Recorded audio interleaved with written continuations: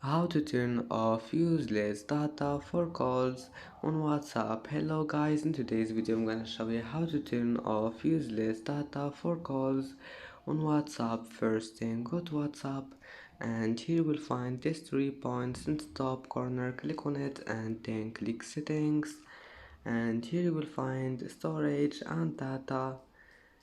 Click on it and then here you will find it. If you want to turn it off, all you need to do is just click on it one click,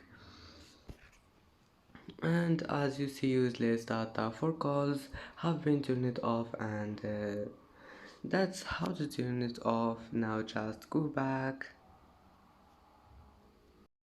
and that's it for today's video. If you like this video, don't forget like and subscribe, and thank you for watching this video until the end. And now see you in the next video.